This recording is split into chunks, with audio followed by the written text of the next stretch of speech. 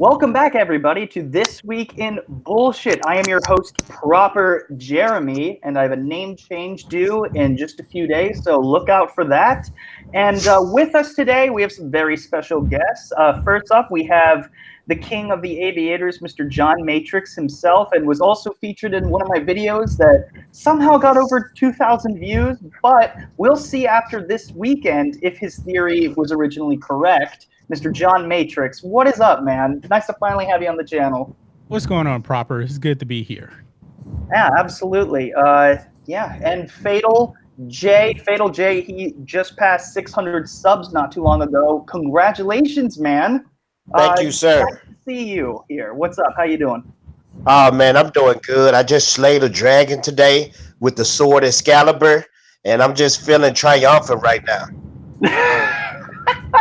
Love hearing that. And we also got probably one of the most passionate and most loyal people I've ever met in my life, Mr. Thomas Gilkey. Thomas, how you doing? What's up, everyone? Thank you very much, Proper, for having me on. I appreciate it. Good to be here with all of you fine gentlemen. Absolutely. And we're gonna just go into the chat real quick and just say hello to these magnificent bastards here that are watching live. Thomas Gilkey, you were first. Thank you. Mary is second. The Senate says hashtag stay as Jenny. No. Stevie J Review says fourth. Hashtag you proper. Oh, thank you, Mary. I shall.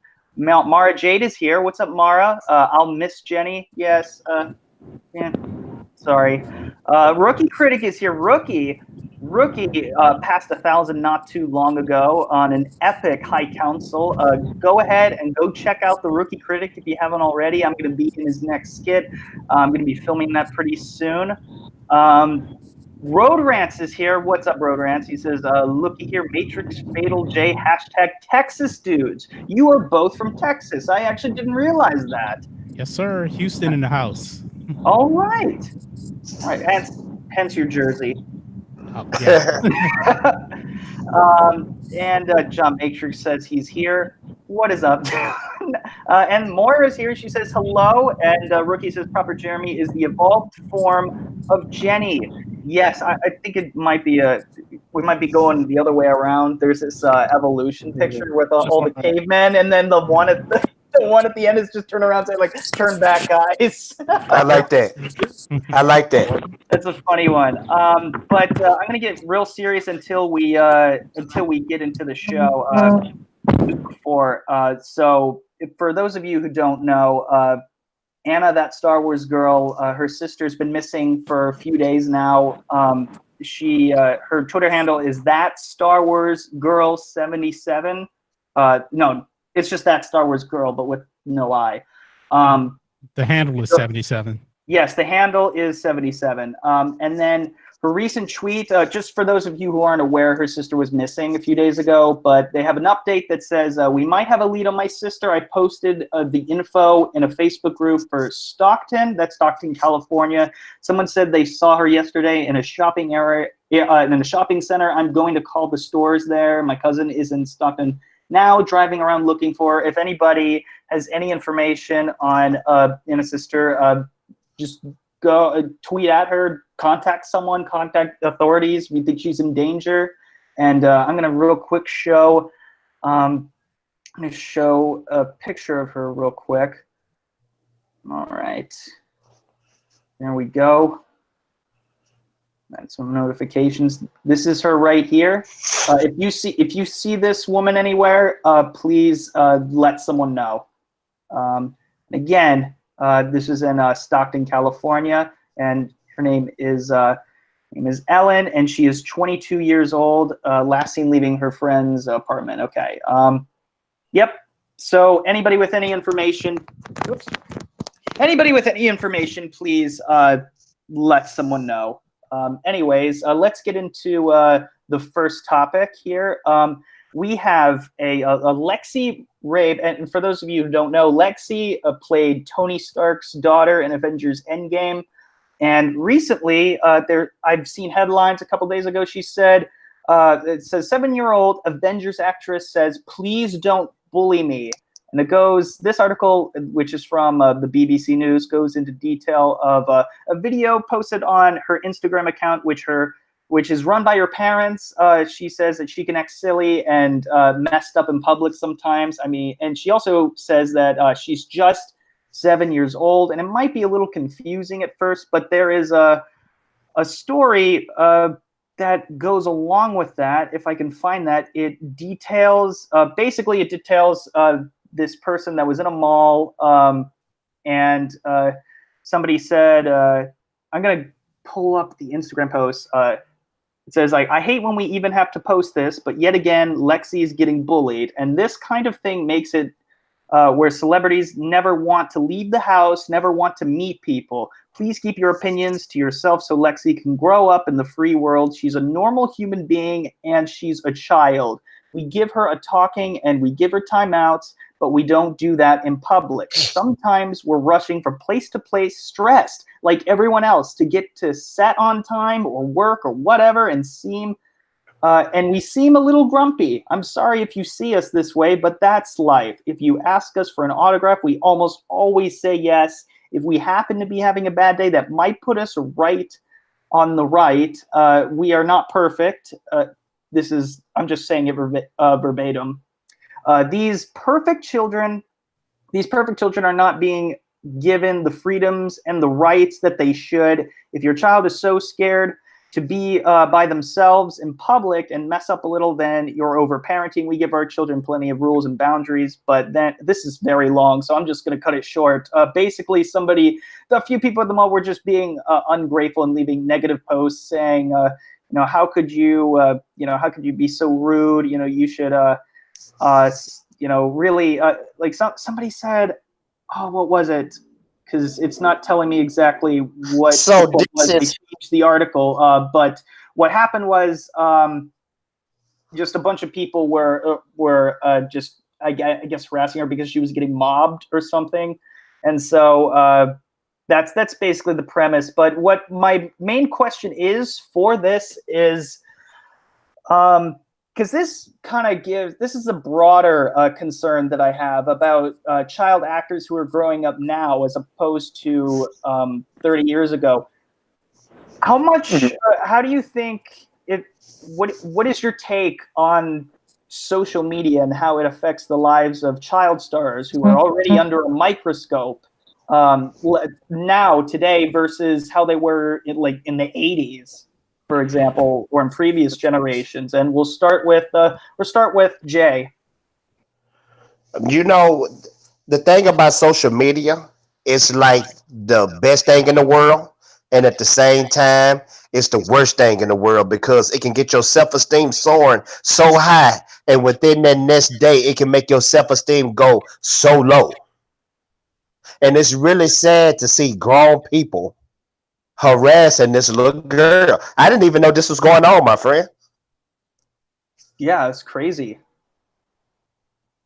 Do you have anything else to add, or? I think they need to bring back, what they did back in George Washington days when they used to tar and feather people.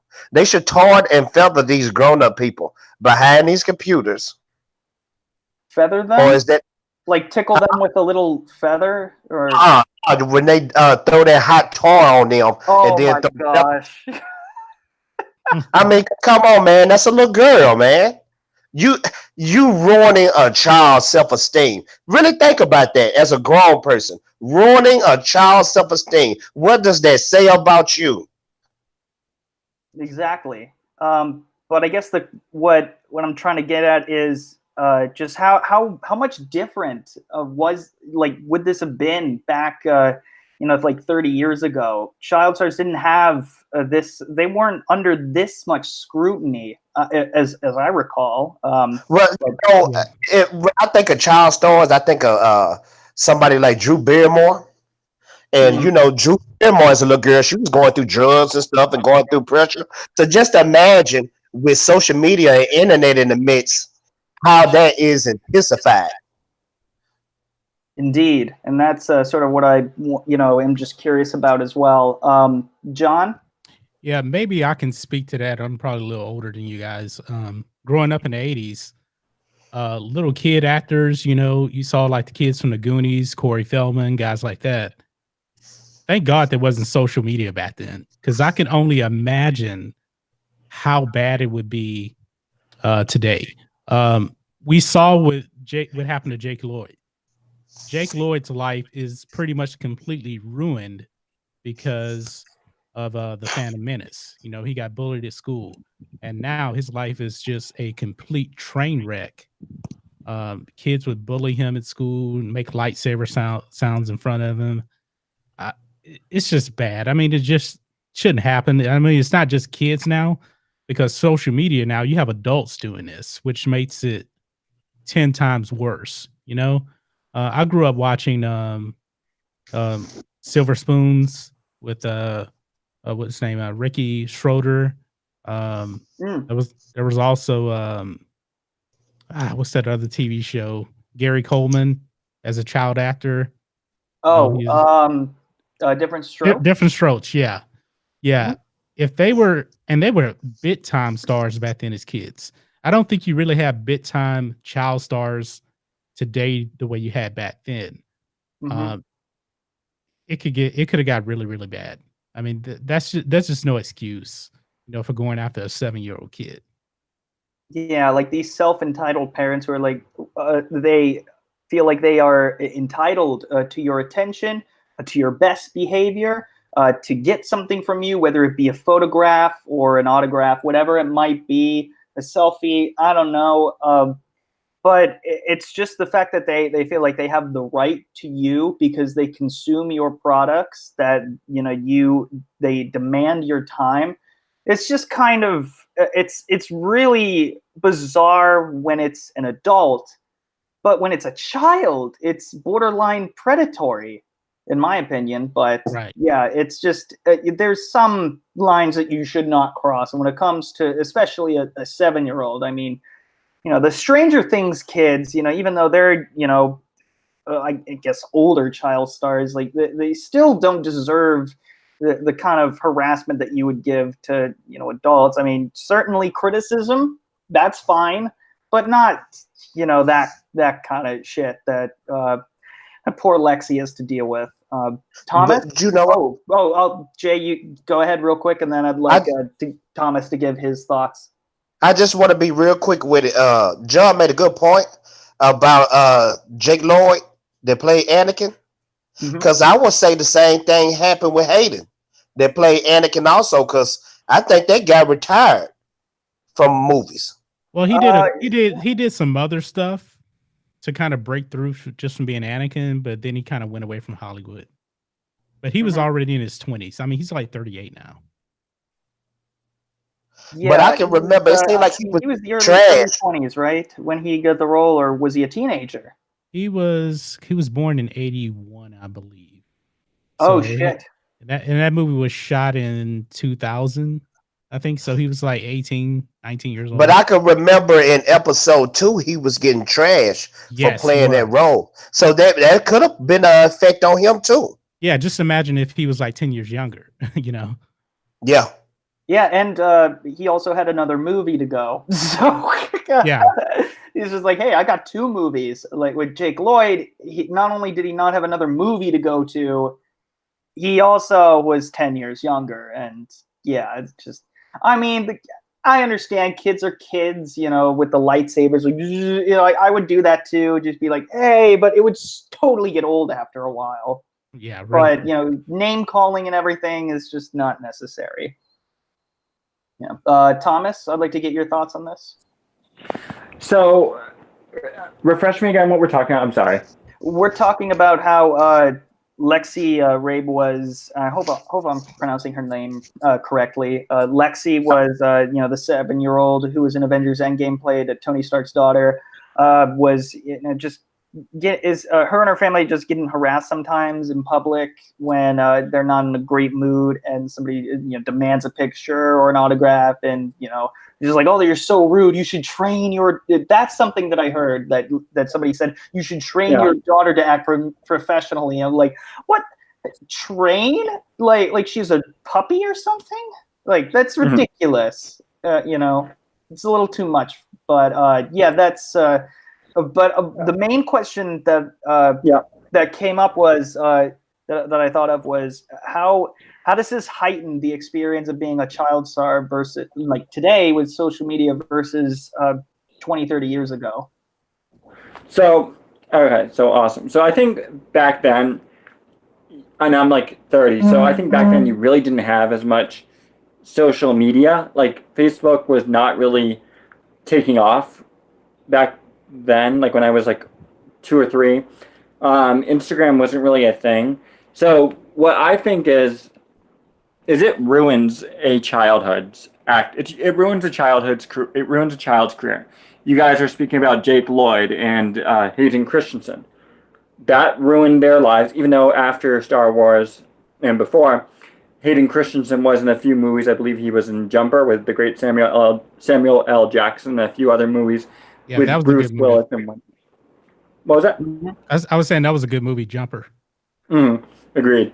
So, if I was a child star growing up now, I would be mortified because you have all of these people just coming at you for not giving somebody an autograph. Since when did it become appropriate or right even for somebody to just come demanding and nitpicking for an autograph?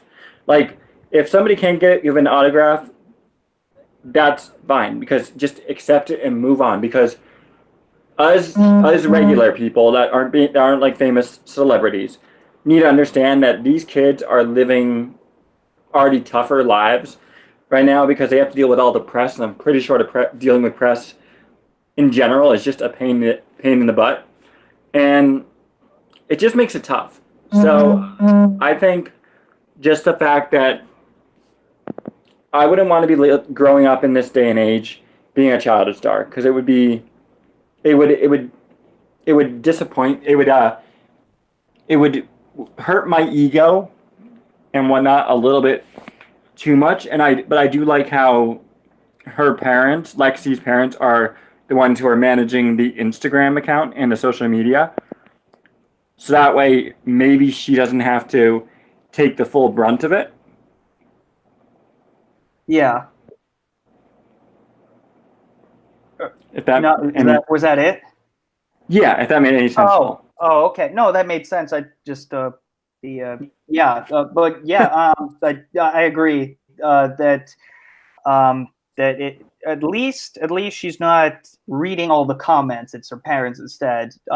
So at least she doesn't have to go through with it. As a parent, that must be a totally different kind of hell, I would imagine. I'm going to real quick address the chat, and then I'm going to give you my thoughts on this. Rodorant says, social media is the damn devil. It can be. It can be. Especially Twitter. Twitter's the worst. Oh, that cesspool of garbage. Spartan Jeremy is here. What is up, man? Mox Rocks is here. What is up, Mox Rocks? How you doing? Sith Lord is here as well. He says, I haven't smoked enough. Well, okay. Moira says, I agree. They should tar and feather the adults for acting this way. Good grief. That's what I'm talking about. Yep, the 7-year-olds behaving better than they are. You know, yeah, exactly. Were you going to say something, Jay? Yeah, I was just saying, tarred and feathered. Let's go back to them days, the olden days. Oh, gosh. Wow. Be very entertaining, but no, I can't say I'd be in support. But it'd be interesting. Stig's Kenobi's here. What's up, Stig? He says hi, Proper, and everyone else popping in by to give a love and a like. Well, thank you for stopping by. Will Gentry is also here. He's like, what's up? How we all doing? I'm doing great. How are you doing, Will?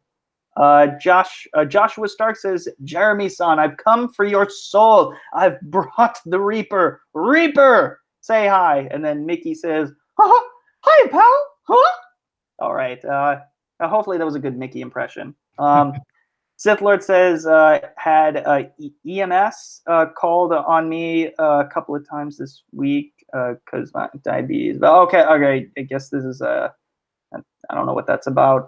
Sorry about that, though. Brancer says hello. What's up, Brancer? Drunk 3PO is here. He says, word up, Buttercup. I haven't heard that one in a while. Doing well, man. How you doing? Soy-based Jeremy is here as well. What is up, Soy-based Jeremy? We got Lethal Lightning. He says, proper makes me want to hug big-breasted women. Oh, well, thank you. Whoa. I appreciate that. Stevie J Reviews says that bullying was just ridiculous. She's a kid. They go silly sometimes. As parents, you guide them, but you can't train them. Maybe she just had some soda. Maybe she just had some soda or something. Oh yeah, just maybe a little hype. Well, it is what it is. So, that's my take on that. Martin Jeremy, social media damages children even without being movie stars. I can only imagine how Lexi feels. Yeah, exactly. And something that I was going off just to go off of what John Matrixx said a while ago, it's true. There aren't very many mega celebrities, superstar, like child actors, unless you count the Stranger Things kids. But even them, I can't name any of the child actors at all. I just recognize their face. Maybe know their characters' names. None of them come to mind right now. I'll probably be reminded of it in next week when I see season 3.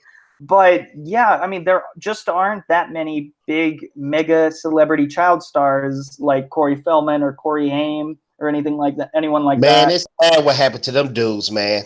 Yeah. That was rough as it is without social media. They were just in Hollywood. They were just in this town and they got screwed up. So, is Corey Feldman still alive? What's that? Yeah, Corey Feldman's still alive.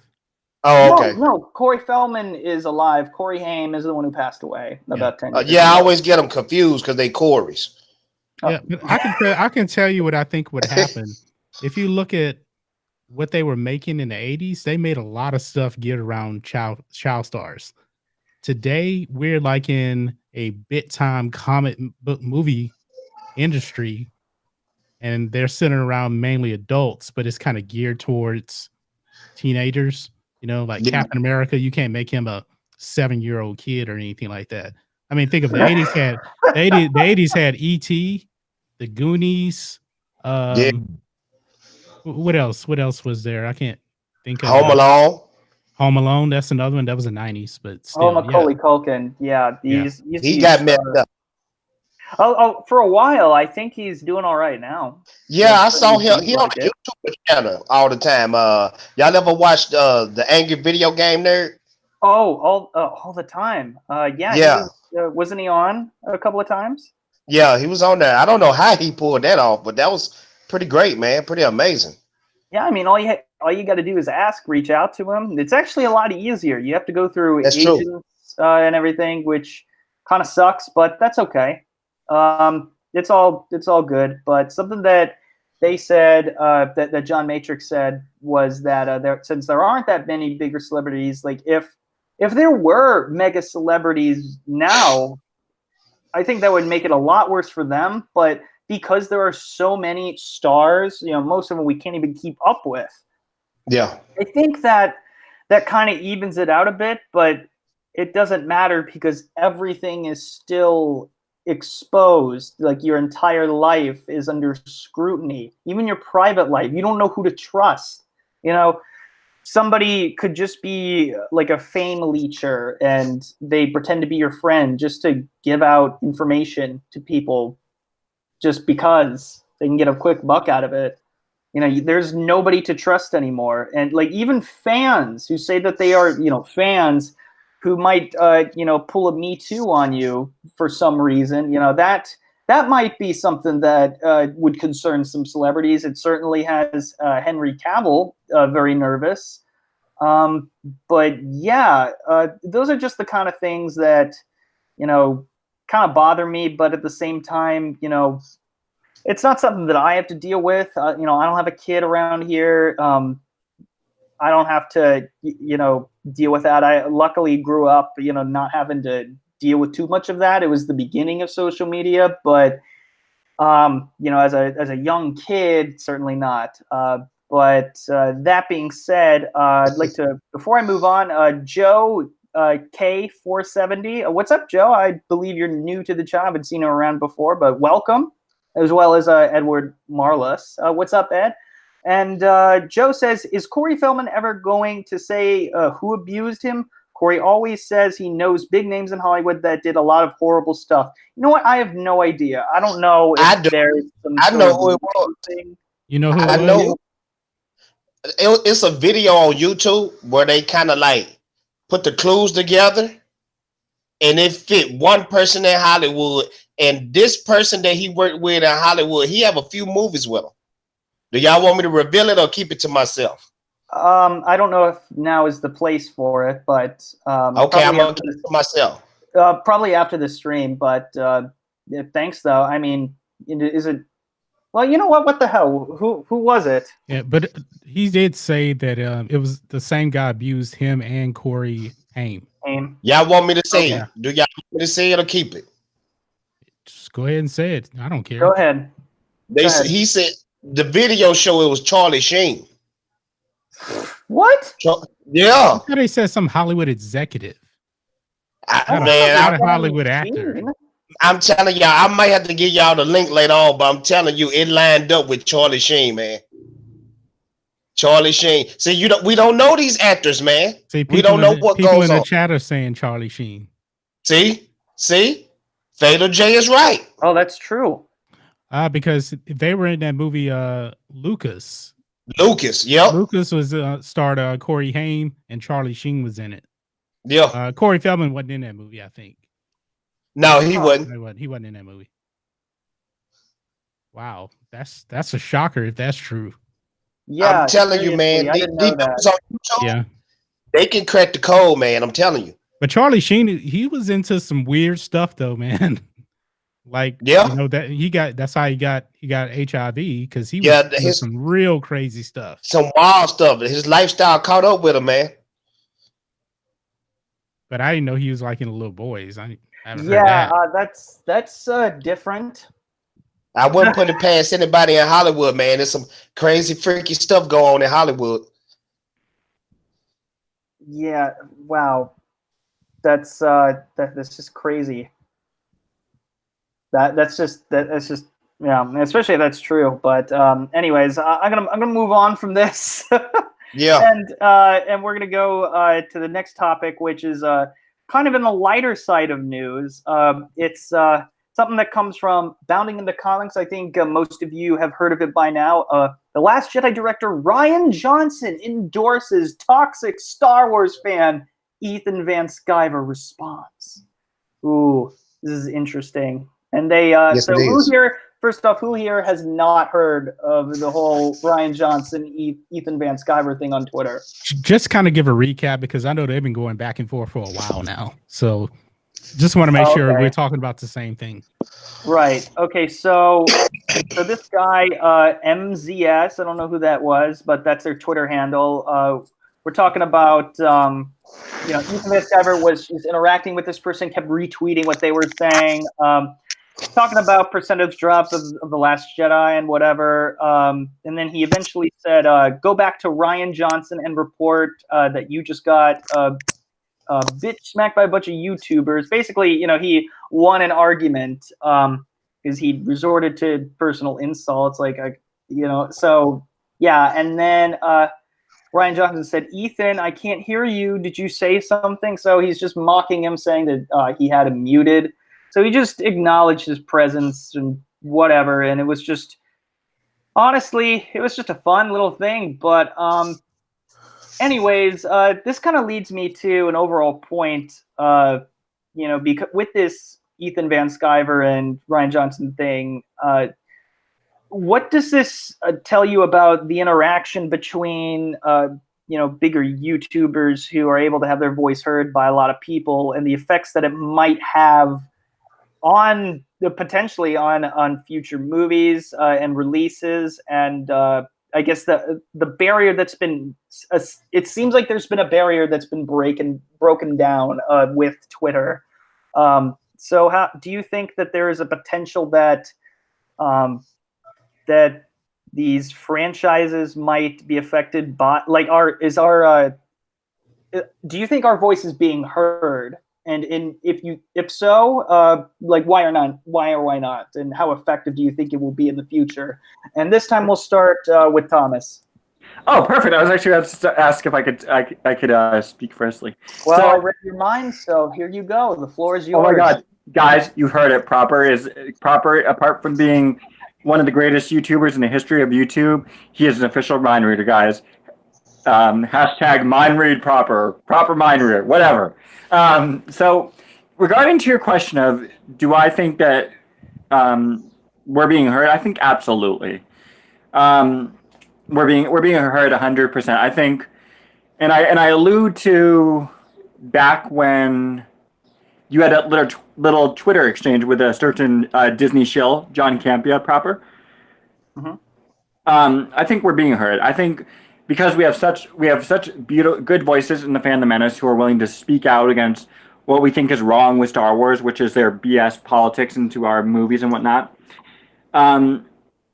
I think they have no choice but to respond. If you see, I think it's, and correct me if I'm wrong, you would see Lord Doomcock getting into a Twitter exchange with Mr. William Shatner, and Shatner retweeting back to him and being like, if you send such and such money, I will unblock you, or if you raise such and such, my apologies, I will unblock you. That happened. Now, I think Ethan Van Sciver is trying to get a discussion going with Doomcock and Shatner. Ethan Van Sciver is trying to get... So, yeah, I think we're getting heard. I think the fact that Rian Johnson replied to EVS's tweets or whatnot, he knows who EVS is.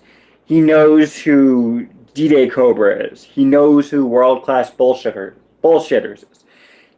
I'm pretty sure he knows about the people involved in the fandom menace. It wouldn't surprise me if it's getting to him. It wouldn't surprise me. And I think this is a beautiful example of what social media has a capabilities of doing. Wow. What? No, I just said, wow, I agree with that 100%. Holy shit, we agree on something. Social media can be used for good? What? Holy cow. Guacamole. Oh my God. And I think it's a testament to the fact that social media is a beautiful thing, and it's not like, yes, there are those bad eggs out on social media, which is those assholes, pardon my language, who are bullying. It's okay. It's okay. Who are bullying those pork wallets who are bullying Lexi Rape. You have those, but then you also have the Rian Johnsons who are getting into Twitter conversations with EVS, or because they see, and it's just beautiful. I think it shows you that we're having an effect on pop culture, or at least on something. At least are being heard. I think it's an effect on Star Wars. I think it's an effect on those people who would do us wrong, because you had Campea and you getting into that little Twitter exchange. You have now EVS and Rian Johnson. What's next? Mark Hamill and Jeremy. What's next? Yeah, I mean, Mark Hamill has replied to some people in the fandom menace before. Oh, okay. What's next? Harrison Ford and proper Jeremy, or J.J. Abrams and proper Jeremy? Well, Harrison Ford doesn't have Twitter, and I already interacted with Frank Oz, so I mean, yeah. Mark Hamill's pretty active on Twitter. I mean, he even liked one of my comments on his video. I mean, his posts. He's very active. Mm-hmm. Yeah, and he's very careful and very. It seems like he's not calculated, but he knows that a like means a lot to somebody. A lot, like just one push of a button, like one tap can make someone's day, which is just incredible. Yeah. And using that kind of power for that just kind of shows his character. But John, I wanted to get your thoughts on this overall story. Yeah, our voices are definitely being heard. There's no question about it. And Rian Johnson, he's not even really worth it anymore, because I think he's just become such a pathetic figure. You know, he just, anytime you say anything to him, you know, Last Jedi sucks, you know, well, he's going to come back and just automatically say you're racist, you're sexist, you're scum of the earth and everything. So you can easily get him to reply to anything. And I'm pretty sure that he knows, you know, as well as like Pablo Hidalgo, all those guys are scumbags on Twitter. They will really kind of go after you on Twitter. That means that we're definitely getting at them, because they probably, especially Rian Johnson, he probably gets so many people, I guess, messaging him every day, telling him how his movie sucks and he sucks and everything like that. He has to know. There's no question about it whatsoever. Now, Mark Hamill is a little different, I would say. On Twitter, I kind of got a love-hate thing with him. You know, I like hearing from him on actual like movie stuff, but he gets so much politics on there. Like, he posted that picture of those two people that died on the Rio Grande River, and he made it a whole completely political, and that was just, I didn't agree with that whatsoever. You know, I wouldn't have posted that, but his political beliefs, that's just the way it is, and he's not afraid to voice his political beliefs. But Rian Johnson, oh man, it's just so pathetic, man. He's pathetic. I just wish he would just go away. So. Right. Okay. And I mean, honestly, me personally, I don't care if you voice your political opinion on your personal Twitter account. That's fine. You know, you don't have to agree with it. I wasn't aware of the dead bodies that were on the page until Sith Kryptonian. Yeah, Sith Kryptonian. That's how I found out. And I went to Mark Hamill's page and I looked at it. I was like, man, that's... I don't even want to get political, so I'm not even going to address it. It's just messed up. It's messed up. Please don't send me pictures of dead children or dead anybody. I don't want to see it. No, thank you. A gravestone, sure. I don't want to see a body though. No, thank you. I will go to LiveLeak or something. If I wanted to see it, I would find a way. But I don't want to see it. I don't want to see it on Twitter. Yeah, Sith Kryptonian unfollowed Mark Hamill because of that. Yeah, I mean, I can't really blame him. Yeah. But yeah, I'd like to pass the question on to Fatal J. Fatal J, what do you think about all of this? I know you left for a second. You need me to repeat anything, or you good? No, my phone was about to die, and I had to switch over to my webcam. Oh, okay, you're all right then? Oh yeah, I'm good. All right. This is what I liked about Ethan the Caesar Van Scriber. He just, I know he riding the wave. He really like this. I know he enjoying it. This is the thing about Ethan, and this is what I like about his attitude. He don't take anything seriously, you know? And at the end of the day, he's just a nice guy. So to get some attention from the guy who ruined The Last Jedi, and then on top of that, your content is talking about how bad The Last Jedi is, that's the most perfect thing that can ever happen to you. He probably gonna be at 1 million subscribers by now. So you know what? Kudos to him. Kudos to Ethan. Yeah, but Rian Johnson replies to anybody that'll go after him. Yeah. I mean, that could be his undoing one day, I think. All right. So before anybody else asks, who's the pooch? Oh, this is my dog. Her name is Kalani. She's a 4-year-old Chihuahua Terrier mix. I adopted her like 2 years ago. Oh, he's so cute. I have a cat too, but she's really attached to me. So anytime I record videos, I have to like throw her out the office. Y'all want to know something dumb from me? Do y'all want to hear something stupid? Sure.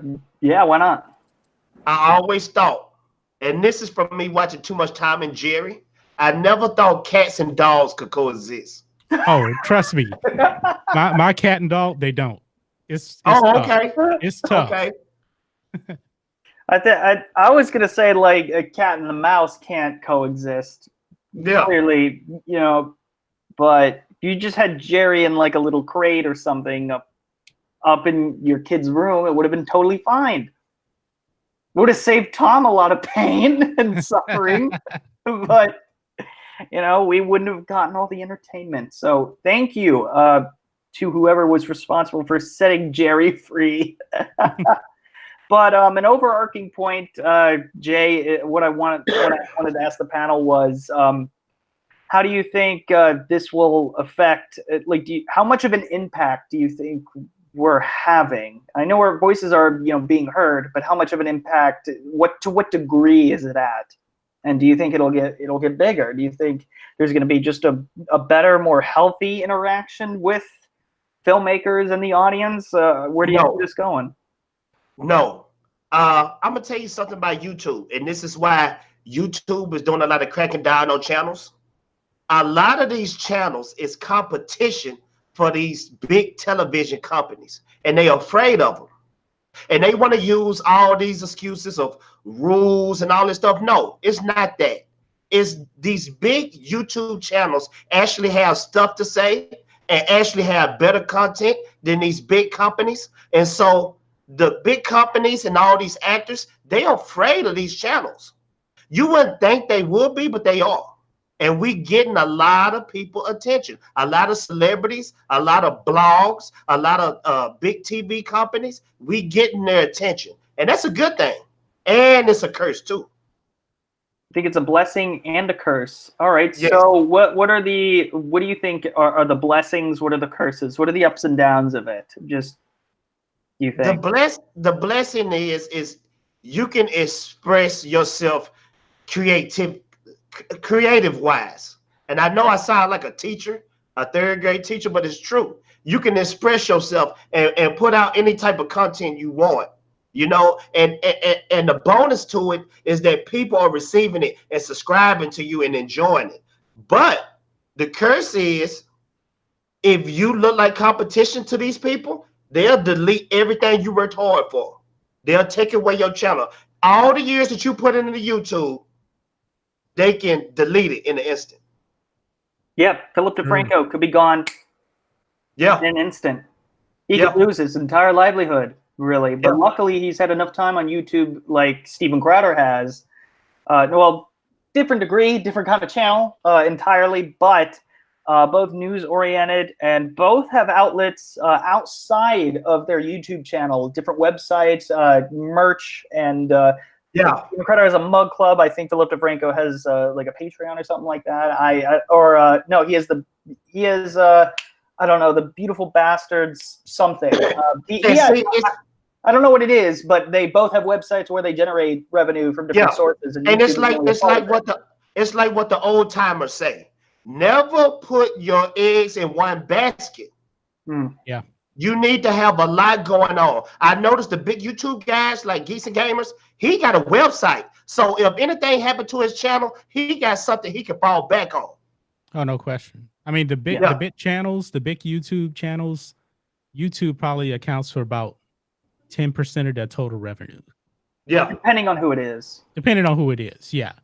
Like with Jeremy, it's a lot more than 10%. Yeah. It's a lot more. But Steven Crowder is zero. Steven Crowder was probably only getting he probably got demonetized so much that YouTube is probably like 5% of his total revenue. And he's definitely a six-figure business off of YouTube. Yeah. Without a question. And a lot of it has to do with this mug club. And they even offered discounts for mug club, and it got so many new members. But a lot of them decided, no, we're not going to take a discount. We're going to pay full price because we want to support you. How cool is that? Yep, how awesome is that? And he's still putting out stuff on YouTube basically for free because he's not monetized anymore. And I don't know what the production cost is on his YouTube videos because, you know, he's not using a webcam like us. No, he's in some sort of studio type environment. Right, exactly. He might have sponsors, though. You think he has sponsors? Yes. Walter is a big sponsor. Yeah. See, these guys got to figure it out, man. You can't depend on YouTube solely. You No. got to have that merch, sponsors, all that type of stuff, websites. Yeah, the best part about YouTube is really just to get your voice out and you know develop your following. Yeah, you can make a few dollars on YouTube, you know, but for the most part, it's about really developing a following, and then you can bring in the other stuff, you know, merch, the other stuff like that. So, well, this is something that I was thinking about just a couple of seconds ago. I don't know what sparked this, but I just had a thought. This is something that I didn't plan at all. So just bear with me here. So all of you have heard about J.J. Abrams' assistant, or longtime assistant, I would imagine, Michelle Rejwan, who is a producer on The Rise of Skywalker, has a couple other co-producer credits on various J.J. Abrams films. She's essentially the the senior vice president of live action content. So like all the movies, all the TV shows, she's in charge of that. She's the new Kathleen Kennedy. She's the new Kevin Feige, really. yes, the Kevin Feige of Lucasfilm, which is terrifying for a noob. but I agree. With Star Wars too. So I mean, come on, you have to know your shit when it comes to that. So I hope she knows her shit. If she doesn't, she's out, and these Star Wars nerds are going to call on it real quick. Well, proper, apparently not. Apparently you don't need to know anything about Star Wars. Oh yeah, I forgot about that. No, but I mean, do you think that there's a certain amount of there has to be some sort of degree of how much of a nerd you are for this material, how much love that you have for it, in order to be in charge of this kind of thing. But I guess, as you said, that went out the window a while ago. But then you also have J.J. Abrams' son, who's like his clone, I guess. I don't know. He looks just like him, heading up like a Marvel comic book as well. I saw that he writing a Spider-Man story. Yeah. So it's like he's planting his seeds in various places. He's also taken up a huge deal with Warner Brothers potentially. Yeah, he getting ready to leave Lucasfilm. Or something like that. Yeah, he's about to get paid. And he's not cutting all ties with Disney as far as I'm concerned. Do you think he's trying to be the new head of Hollywood? Do you think he's trying to take over the world? But from the looks of it, he got so many. Endgame. I'm just curious. This is just all speculative, by the way. He directed some franchises, and at the same time, man, if he is trying to take over Hollywood, he making the right steps. I call him the new Spielberg. I wouldn't go that far. Well, those seeds already, those seeds were planted a long time ago, way before Super 8. When apparently, I'm not kidding about this. I don't know how this happened, but apparently Spielberg gave him a couple of his old movies to re-edit, like the negatives, the originals to edit, and he's like, "What? Why am I doing this? Like, I don't know how he got in this place." But here he is, so that was a long time ago. But he's always had that influence. But to be the next Spielberg, I mean, I think he's already been called that. That's ridiculous, actually. I think John Matrix gonna say that. John Matrix takes Spielberg seriously. So I'm very curious about this. I'm gonna say this about J.J. Abrams. He's no Spielberg. He's not. J.J. Abrams is known as like a Band-Aid guy. He comes in. Yeah, just basically redoes some old stuff, and that old stuff goes down. Look at Star Trek. Yeah, going down like that. Star Wars. Yeah, after Star Trek Nemesis, we're just like, oh god, this is awful. Yeah. And then new Star Trek comes out, a couple of them. That and Darkness, they're like, yay, this is that much better than the crap that we had before. And then you have Discovery, with The Force Awakens, you had people just cheering like, yes, Star Wars is back. This is great. But it's kind of a remake of The New Hope. They made Han Solo look like a deadbeat dad. There's a reason No, there isn't. Brian Johnson. Whoosh, F you, JJ, and your potential. No, lost. Proper, you a Star Trek fan? Proper, are you a Star Trek fan? Not as much of a Star Trek fan. I didn't really grow up on it. I had to choose essentially Star Wars or Star Trek. I fell into Star Wars first. But why is that? I'm aware of what's going on, but not like a huge nerd about it or anything. Well, I heard you say something about Discovery, and Star Trek. Yes. Yeah, it made me think you was a Trekkie too, man. I'm a Trekkie and a Star Wars fan. Yeah, I'm one of those rare rare types. for a long time, so I'm slowly starting to get Star Trek more and more. Where can you? I'll figure it out later, but I want to eventually get the original series and binge watch it. Now, I'm gonna tell you how you watch it, because this is how I caught up. It's a website. I'll give you the thing later on Twitter, but it shows you the most important episodes to watch. All right. Okay, my two favorites out of the whole Star Wars series is The Next Generation and Deep Space Nine. Those two shows alone changed my life, bro. It changed my life. I mean, from Star Trek fans, if there's any Star Trek fans in the chat, they know exactly what I mean. That show is like a super intellectual show with just enough action in it. I love Star Trek, man. And the stuff that J.J. Abrams did, it was cool, but it wasn't Star Trek. They trying to make J.J. Abrams, they trying to put the J.J. Abrams Star Trek into Discovery. And people hate it. It's horrible. I haven't seen Discovery, so I wouldn't really know. But it's painful to watch. Like when I watch an episode, I'm always looking at my watch to see when it's over. I don't know why I put myself through that torture. That's bad. Yeah. Yeah, it's pretty bad. Thomas, I haven't heard from you in a while. What's up? Thomas? I think he's on mute. No, but he was just muting himself when he was just walking around. But that's all right. Oh, you're here?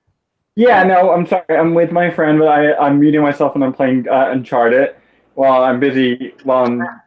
That's a man of many talents right there. A man of many talents. Sorry, I was playing Uncharted while I'm on your stream. I mean, I would play Uncharted while I'm playing video games. What is wrong with playing video games, Proper? I mean, aren't you a dweeb as well? A nerd, not a dweeb. Dweeb's got swirlies. Or the wedgies. Fine. Didn't you ever like playing Pokemon? Yes. Yes, exactly. So you're a nerd, so shush. Let me have my Call of Duty. I'll let you have your Yu-Gi-Oh or Digimon or Dragon Ball. Okay. Well, all right, that's fine. I just wanted to ask you something, but never mind. Proper. What was the question? Okay. Do you think? Well, we were talking about JJ. Well, you were keeping up with the conversation, right? A little bit, yeah. But refresh my memory just a little. J.J. Abrams, how his assistant is in charge of everything live action at Lucasfilm now. The Kevin Feige of Star Wars, Michelle Szechuan Sauce, as I like to call her. But and then his son is at Marvel, writing Spider-Man comics, even though he doesn't know jack shit about anything because he's like 14. Like what? Do you think? And also, he's going to Warner Brothers. Do you think he's trying to be the new head of Hollywood? Is he trying to run Hollywood? Do I think he's trying to be? Do I think he's trying to become the new Bob Iger in charge of everything? Yeah, essentially. Yeah, that's a better question. Is he trying to be the CEO of Disney one day? Do you see that happening? Everyone in the chat, do you think J.J. Abrams is trying to do this? I honestly think that is a possibility, that he might be trying to do that or be planting the right seeds. I don't know. Yeah. So I think he's trying to become what? Okay. So I think yes, I think he is. Why are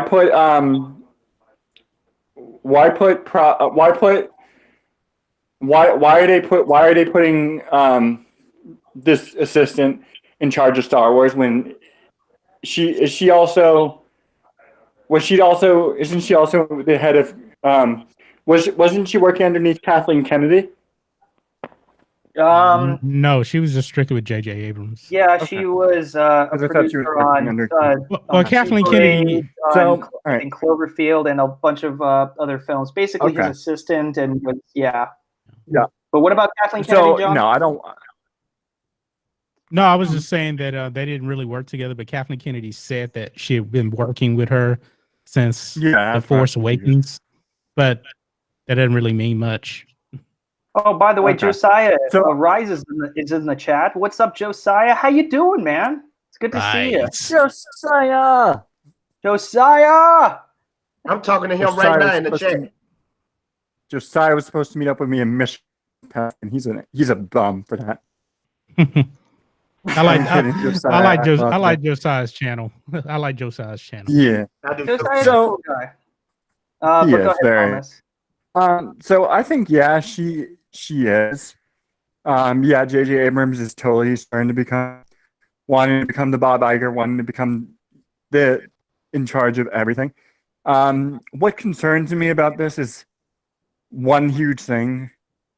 Bob Iger is J.J. Abrams doesn't really know how to use the characters the right way of Star Wars, because if we all remember, the treatment of Luke Skywalker started with The Force Awakens at the very ending.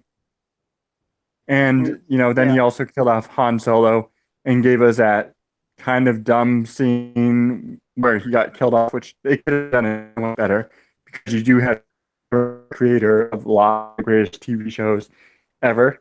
Hey, Thomas, you're breaking up, man. Yeah, you're breaking up a little bit. I thought that was me. Oh no, you're fine. How's it? Is it better? Yeah, it's fine. Okay, sorry. yeah. And so I don't want to see her or him be in charge at all of this, of everything. If anything, give it to Dave Filoni. Dave Filoni knows the characters. He made Rebels Thank you. and Star Wars: The Clone Wars, which is one of the two greatest animated shows of all time, apart from Batman animated series and Looney Tunes. So it makes me very unsettled, the fact that we might be getting J.J. Abrams in charge of everything, or give all of Star Wars back to George Lucas.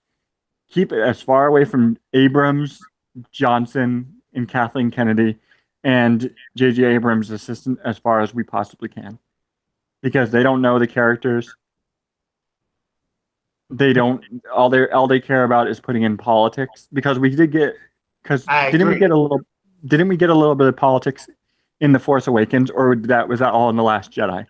A lot of it was No, The Last Jedi. But it started with The Force Awakens. But Thomas, Yeah, can I ask Thomas a question? Thomas, why do you think they putting the politics in these movies? I can't figure it out. Dude, I know the answer to that, but I'll answer after Thomas does. I'm as perplexed as you, Fatal J, but what I think is because we've seen this happen all throughout recent history. We've seen this happen with because you see all these actors taking political sides, and so I just think it gives them the signal fire to, be okay with it. Like you see Clint Eastwood mocking, I think, President Obama. Gerard doing something against when I think it was Biden or somebody who is running something with a chair. You've seen all these famous celebrities, George Clooney.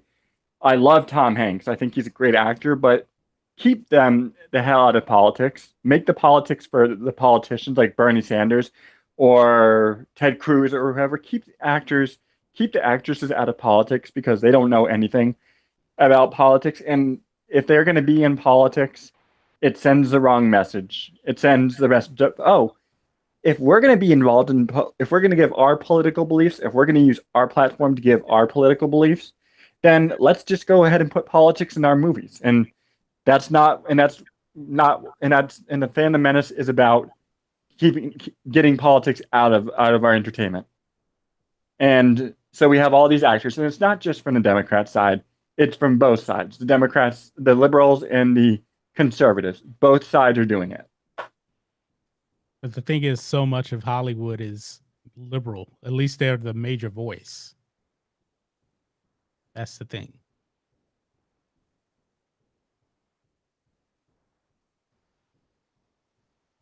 So hold on, I gotta take a whiz real quick. So keep it Okay. going, guys.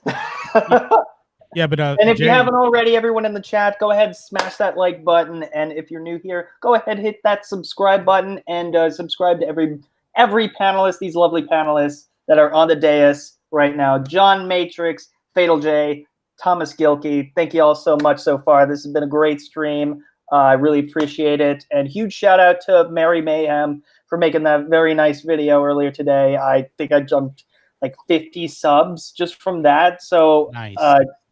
You're amazing. Thank you so What she much. do? What And did she do? She shouted him out on the video, told people to go and subscribe to him. Yeah, I got me like 50 subs. It's ridiculous. Hey, Mary man, get is back at the your boy, man. best. Man, get at your boy Fatal J. I need some of that 50 too. And Give me also, some 50. guys, before No, it was before it was out of the goes- good. Honestly, it was out of the goodness of her heart, you know. Oh, and- yeah, Mary's cool, man. And you know what? Also, thank you to everybody who just subscribed anyway. You guys Yeah, are man. awesome. also, Appreciate it. also, I don't Believe it think. Oh, Believe it or not, though, Mary, she helped me a lot in the beginning. When I first started YouTube, the first month, she got me a lot of subscribers too. So kudos to Mary. She's a I good-hearted think- person. Indeed. Now I actually gotta go.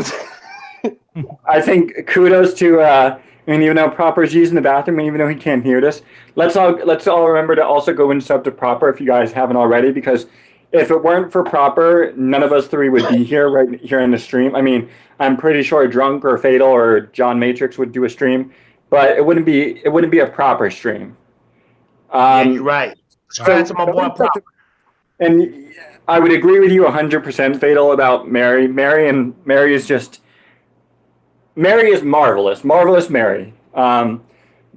Because I remember on my first ever stream, I had D-Day Cobra, and this was back in February when I was down there in Florida visiting Jeremy of Geeks and Gamers, and I was nerve-wracking. I was nervous as hell, and Mary and Proper and a few others were on the stream, and it just made the stream go by so flawless because they were there correcting my mistakes and encouraging me to tell Jeremy to shut the hell up, which I did. Sorry. Nah, man, you good. Let's see. Oh, Jay, I was going to tell you, I was going to kind of follow up on what the question you asked Thomas. Yeah. Said you had asked, what was the question again? I want to make sure I'm. The politics. Why is they putting the politics in Yes, Star that's- Wars and Marvel and all this stuff? Okay. Go back to the beginning in 2012 when George Lucas sold Lucasfilm to Disney. Look at the Kathleen Kennedy interview right there. She answered nothing about Star Wars as far as the movies go. She was saying from the beginning, we wanted to have a strong female character. We wanted someone little girls can look up to, all of this other stuff. She comes out with the Forces Female t-shirt, and she doesn't know her fan base, but she wants to push her political agenda on everything. It was right there. There's a video out there. And anytime you see her talking in like Star Wars Celebration, I can't think of one time when she's actually talked about the movies and the story. She probably never seen them. She probably doesn't. She's not a Star Wars fan, you know? She's a businesswoman. Yeah, she's a producer. She's been riding the coattails of George Lucas and Steven Spielberg her whole entire career. Yep. When she gets on her own and she tries to have creative influence, I mean, who in the hell wants Luke Skywalker killed off in the second movie? Why? Yeah, at least kill him in the third movie. George had planned on. See, actually, George Lucas. This is another thing. George was not going to completely retire. He was going to stay around. They were going to take his 7, 8, and 9, and they were going to basically have somebody come in, direct it, and everything, and he was going to be there to help out. And Disney kicked him out, and because George even said in that interview, did he already have a script for episode He 7? had all the story treatments ready to go for 7, 8, 9. He had a complete Wow. story laid out. Wow. And you know how you see the Death Star? This is what I think happened. After The Last Jedi and Colin Trevorrow got fired, they were in desperation mode because they threw out everything George was going to do. I think they had to bring back some of what he wanted to do, Yeah. like the Death Star in episode 9. That was in George Lucas's story treatment, where the character Kira, who became Rey, was like diving in the water of the Death Star looking for something. So in George Lucas script, the Kira girl was like Rey. Yes, but Luke still had a much bigger role. Yeah. Luke wasn't a quitter. Yeah. I mean, I'm even fine with him, I guess, taking some sort of a back seat if we start with our new characters in 7. Totally fine. Yes. But, you know, it's because I think it's because JJ tends to start out well, but he doesn't know how to write an ending to save his life. That's true. He hasn't done any so far. He hasn't written a single ending, and this is supposed to conclude permanently. This is supposed to bring together the trilogy of trilogies that have been going on for 40 years, that people have invested their lives, their salaries into the merchandise, their childhood, characters they've invested in for so long. He can't even write an ending to Super 8, let alone nothing with Lost. With Star Trek, somebody else took over. I was right about to say that. But yeah, I mean, he can't conclude anything really. So he was perfect for The Force Awakens, propelling things, making you think with this mystery box of filmmaking. But I've ranted too long. He wasn't even a good choice for The Force Awakens because they were writing the script, and actually, Michael Arndt was writing a script with George Lucas for Episode 7, and Disney took a look at it, said, no, we want to do something for the fans. And then J.J. Abrams comes in after Michael Arndt is fired, and he's writing the script. He said, you know what? Luke Skywalker is taking over too much from the new characters. And they redid it, and they completely cut Luke out completely from The Force Awakens. That is disrespect. That's on J.J. Abrams. That is on Kathleen Kennedy. I think J.J. Abrams gets too much of a pass for The Force Awakens. I know some of his hands were somewhat tied, but to completely destroy Luke in The Force Awakens, that whole thing about Luke quitting, if you watch The Force Awakens, Han Solo says that one of the students messed it all up and Luke just walked away. It says it right there in The Force Awakens that Luke quit. I know Rian Johnson. Yep, Rian Johnson gets a lot of flack for that, but it started with J.J. Abrams. Mark Hamill said that Luke Skywalker is not a quitter. He's not a quitter. Yep. Yeah, you know what? I guess, because I had my nostalgia goggles on, I figured there was a reason why, but no. I saw right through that BS when I walked out The Force Awakens. That's why I have that movie as the second worst Star Wars movie of all time. I agree, but the only reason why I held on to hope is because I wanted to see what Luke was going to do in the next movie. That's the only reason why I gave Force Awakens a pass. But not looking back at it, since we got Last Jedi, Force Awakens wasn't good either. I knew that from the start, though, Jay. I didn't need to watch The Last Jedi. See, I knew that too, but I was still. Well, some of us were a little far behind. You were ahead of the curve. Yeah. You and world-class bullshitters. Okay, you were right. Fine. Dude, we were fooled. We were fooled a second time. Shame on us. Dude, when I went to the movie theater, and Houston is huge. I'm at this big movie theater out in the Woodlands in the suburbs.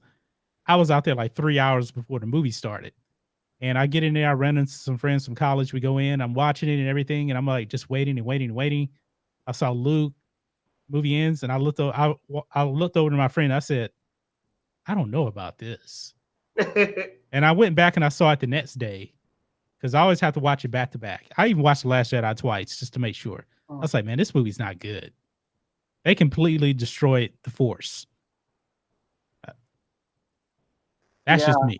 I mean, Well, I didn't see it a second time, so all I got was that first viewing, and I honestly just accepted that. Part of me felt after the first viewing, and that should have been my gut instinct, but I do recall feeling that there was something missing. Not that it wasn't Star Wars, but because I was so used to the prequels that had plenty of Jedi, plenty of lightsaber fights, and all this amazing stuff. I forgot that in the original trilogy there was like none of that. There were no Jedi at all. The lightsaber fights were like once a movie, pretty much. Not Return of the Jedi. There are a couple more things, but not as much use of the lightsaber fights. I feel like we were spoiled with that, especially in Revenge of the Sith. We had such amazing things going on. But The Force Awakens, I expected something a little bit better, a little bit more, and I expected some lightsaber fight, like with two lightsabers touching each other, at least, or like, I don't know, Luke fighting for real. No, none of that. And it's such a missed opportunity that they're just going to waste all the cool, like, I guess maybe it's the best in the sequel trilogy. Lightsaber fight will be in the next movie, but it's all going to be wasted on Rey, and Luke doesn't do anything cool. That just sucks. Anyway, what the hell was I talking about? I saw a tweet by Geeks and Gamer Jeremy, and the tweet said, "What if Episode 9 is good?" And like, I was really like, good. No, bro, it's not gonna be good. It's no way you can what say if movie. No, what if? It's no what if. It's going to be horrible. It's going to be bad. Where can you go from there, Jeremy? I mean, proper. Where can you go from there? I'll tell you this. I'll tell you this. Last Jedi. I'll tell you this. If it's good, that's probably the worst thing that can happen. Because they're going to look at it. The reviews are good. The thing is, the critic reviews need to be bad, I think, for changes to happen. Because even with The Last Jedi, which is garbage, the reviews from the critics were good. Even though the fans saw right through it, they still made money on it. And so in their mind, they're going to keep continuing to do the same thing over and over again. But if Episode 9 is trashed by the critics, that's where probably change could happen. If the reviews are good from the critics, it'll be business as usual. It ain't gonna never happen. The critics get paid to lie. They get paid to lie. No doubt about it. They will never say in a million years that Episode 9 was a bad movie. They'll never say for business. Yeah, they won't even say The Last Jedi is bad. Yeah, they would defend it to the death that it was a good movie. But I think John is onto something. There does seem to be a correlation between, sometimes, especially on Rotten Tomatoes, between the reviews by the critics and by the audience. There's always some sort of difference or differentiation, if you will. Unless it's universally loved and praised. There are some movies that we can both agree on, us the audience and the critics. But a lot of times, I mean, look at Shaft. I was just about to bring that up. Yeah, Shaft was loved, but anything that isn't Disney can be trashed by the critics as much as they want, and then the audience will think of it as whatever. But especially when it comes to franchises that are non-Disney. When the critics trash it, the fans are usually the fans who are fans of that particular franchise or a particular movie. They're gonna speak out more. It's gonna, I guess, leave a fresher review per se. But there's always that sort of difference between critics and audiences. And is that where you were getting to, John? Yeah, because if you look at Shaft here, for example, Shaft has a 31% on the tomato meter with the critics. That movie has a 94 with the audience. And really the only reason why the tomato meter is 31% is basically because, from what I've read, they're saying that Shaft is misogynistic, is not updated to the Me Too era. Even though now, keep in mind, you know how woke they are. This is a black cast, and they're trashing the black cast. because they're not happy with anything that comes out. Bingo. You cannot please SJWs. Yes. You can't. Not even The Last Jedi pleased all SJWs. No. There's some, yeah, you know, as I think it was in the song Civil War, like there's some man you just can't reach. Yeah. They're yeah. And They're not SJW, even happy with the Batwoman trailer. Nope. What was that? And that's an SJW show. The Batwoman trailer.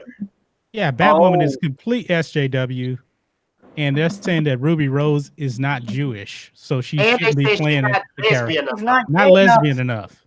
Yeah. She's not gay enough, guys. And I have to be honest about Batwoman. I'm catching up on the Arrowverse right now. I'm almost done with Arrow. Arrow's a really great show. I already saw The Flash, but there's one episode where Batwoman shows up on Arrow, and she's not that bad. Like Ruby Rose. Yeah, Ruby Rose is not bad. I mean, there's no political agenda, no SJW stuff in it. But I guess with her own show, they're going to take it into a completely different direction. And that's the problem. And I heard Right. Supergirl is completely SJW. I haven't seen Supergirl. Stone Cold Jeremy says The Force Awakens was meh at best, and that's not good for a Star Wars film, but Last Jedi made it worse. Yeah, you know what? A lot of people, as I recall, when The Force Awakens was released, a lot of it had to do with the anticipation and the hopes that The Last Jedi, like the next movie, is going to explain a lot of things, answer some questions, leave some mysteries, that they were going to expand on it, not just eradicate it entirely. So I guess that sort of conflict came into that, but also I felt that Solo was a meh movie, and that was the kind of criticism that I was hearing, that it was a meh kind of movie. Dude, that movie and sucked. that's not enough. Or That movie sucked. I agree. that was worse than meh. That movie was garbage. That movie was horrible.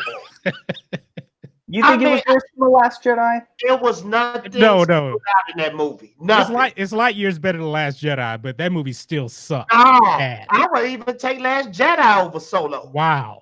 Wow, why is that? It sucked. The main star. Well, What was the main star name? I don't even know his name. What's the dude's name that plays Solo? Alden Ehrenreich. They could have picked anybody in Hollywood. I would have picked Samuel Jackson to play Han Solo over that dude.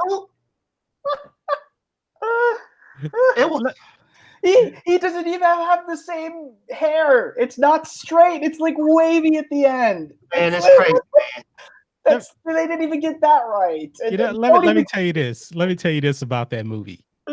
Solo shoots like 90% of the movie. They fired the directors. They bring in Ron Howard, and yet still that movie has no true villain. They have a woke droid who is the worst possible Star Wars character ever in L337. They turned Lando into Pando Lando for no reason whatsoever. And watch this. This is the And kick. just when you think that Enfys Nest is like a bad guy, it's like a 16-year-old girl. I was like, man, this movie is garbage. You didn't hit the point though, John. John didn't hit the point. This is the real punchline of the whole movie. They brought back Darth Maul. Darth Maul. For no Darth reason. Maul. Now, They didn't market Darth Maul though. I actually think that could have led to some potentially interesting storylines between her and Kira. Queer. He don't even know her name. He don't even know her name. It's spelled with a Q. What am I supposed to do? I tell you this, they should make a Darth Maul standalone movie when he's in the Outer Rim. That would get a lot of butts and seats. You said Outer Rim and getting butts and seats. No pun intended. No pun intended. Sorry. No pun intended. Now we're having a good time. But seriously, I think that really would work. Or Yeah. then he'll pop up during I think it would too. Oh, you know what would be good if he popped up during a Kenobi Solo movie. What do Yes, you guys think? this is stuff people have been asking for, but they're never going to give it to us. Yeah. Yeah. You know what? What the fuck was with that? Oh, like we've been begging for an Obi-Wan movie for God knows how long, and then you give us a Han Solo movie. Well, they look at nobody Solo wanted, failing. nobody asked for. They look at Solo failing, and then they say, you know what? These people don't really want a Obi-Wan movie because Solo failed. Yeah, No, like Solo should have been the first movie. I mean, Obi-Wan should have been the first movie they made. That's a standalone. After Rogue One, or I mean, standalone movie in general. That should have been the first one, even No, over more than okay. Rogue One. If you're gonna make a Solo movie, at least put Harrison Ford as Solo in the movie. We don't care about his past. Let's see what he did after they destroyed the Empire. You know what I would have accepted? I would have accepted a cameo of just old Han Solo just doing like Chewie, whatever. They could like have like a quick sequence if they want, kind of like what they did with, if any of you are familiar with the Young Indiana Jones Chronicles. Yeah, Harrison Ford reprised his role very briefly. Yeah, it was some saxophone episode, which is really, really stupid, but it still had Harrison Ford. He was the right age, and he was just remembering fondly of his younger life or whatever. Just brought him back to something, and then you could do a flashback or whatever. It doesn't matter. It's fine. They really didn't even need to do a flashback. They should have. Well, they probably wasn't going to get Harrison Ford anyway because he was done. But I would have brought back an old Hans. I would have brought back an old Harrison Ford and de-aged him. De-aged him. Yeah, I mean, I probably would have paid whatever it took. I'm just like, Harrison. I was like, dude, you want $50 million? You get $50 million. No, I would pay more than that. Well, actually, 50 is a lot. That's a lot of money. That's Robert Downey Jr. Avengers money. Right, and this is for I would even pay that much for a cameo. That's money well spent. That's money that is going to get butts in the seat. Again, no pun intended. In the outer rim. Yeah. Even the outer rim will be filled. Oh, jeez. Yeah, and Shellback says they should have used that actor that looks like Harrison Ford, Anthony Ingruber. They didn't even actually. I think Lord and Miller made a statement or something at one point saying, he just didn't have enough experience, so we didn't give him an audition. Well, the other dude give him an audition. That's ridiculous. You didn't at least give him a chance. No Star Wars actors have experience really when they're coming in to act for Star Wars. Exactly. Right. Daisy Ridley had no experience. John Boyega had no experience really. He had Attack of the Block. That's about it. Who was Daisy Ridley wasn't even in a film really, in student films. Who was Mark Hamill, Carrie Fisher, and Harrison Ford before Star Wars? Exactly. Hayden Christensen too. Carrie Fisher was Hollywood royalty, but she still had to work. Ewan McGregor, nobody knew Ewan McGregor either. No. This is a series that is known for making unknown actors celebrities. Yes. Yeah. So why would you have fucking Woody Harrelson in the movie? And Woody Harrelson is a great actor. He's fantastic. And man, his character was horrible. And he played Woody Harrelson as himself. They killed off Tandy Newton so fast in that movie. But that was very unfortunate. They killed off the minority fast in that movie. I'm gonna tell y'all something. And they killed off the alien. They killed Jon Favreau. But I'm gonna tell y'all something. The Woody Harrelson character in Solo, he was more like Han Solo to me than the Han Solo character was. With with the backstabbing and all that stuff. I think that was the whole point. That's why they said that, he was his mentor in a way to turn Han Solo into that. Because I'm thinking if we get in a Han Solo movie, I thought Han Solo was just gonna be like a scum dude, like killing people and stealing from people, robbing people. He was a nice guy. He was a hero. Sorry, what were you saying? I was just telling John, and I don't know if Tom is still on, but the Woody Harrelson character in Solo, he was more like Han Solo than the Solo character. Yep. He was just a scummy, backstabbing type of dude. And I thought that's how Han Solo was supposed to be like. Yeah, isn't that like how is he supposed to be the Han Solo that we know and love Yeah. from that time? Like his brain at that point is The Han- undeveloped. He's already well, I mean, he could still grow and learn and become cynical, but I would imagine that most of that was when he was a child. Like George Lucas wanted him at first to be a 10-year-old in episode 3. That would have been fine, I guess. You know, The Han Solo.